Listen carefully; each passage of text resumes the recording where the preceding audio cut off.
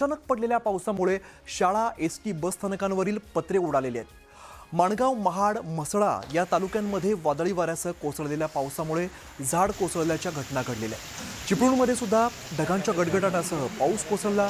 संगमेश्वर, लांजा या ठिकाणी देखील काही ठिकाणी झाडांची पडझड झालेली आहे। सिंधुदुर्गात सुद्धा वादळी वाऱ्यासह मुसळधार पाऊस कोसळलेला आहे। सततच्या पावसामुळे आंबा आणि काजू पिकाचं मोठं नुकसान झालंय।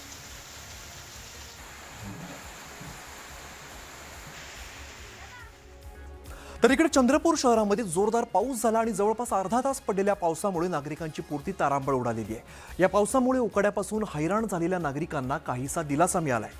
तर इकडे सांगलीत सुद्धा वादळी वाऱ्यासह मुसळधार पाऊस कोसळला। तर हिंगोलीमध्ये सकाळी ढगांच्या गडगडाटासह अवकाळी पाऊस पडलाय। या पावसामुळे वातावरणात गारवा निर्माण झालाय। तर तीन ठिकाणची दृश्य आपण बघतोय। चंद्रपूर, हिंगोली आणि सांगली या तीनही ठिकाणी मोठ्या प्रमाणात पाऊस झाला। शेतकऱ्यांचं एकीकडे नुकसान झालंय, मात्र उकाड्यामुळे हैराण झालेल्या नागरिकांना काही अंशी दिलासा मिळालेला आहे। हिंगोलीमध्ये ढगांचा गडगडाट झाला, जोरदार पाऊस झाला। अचानक आलेल्या पावसामुळे नागरिकांची तारांबळ उडाली।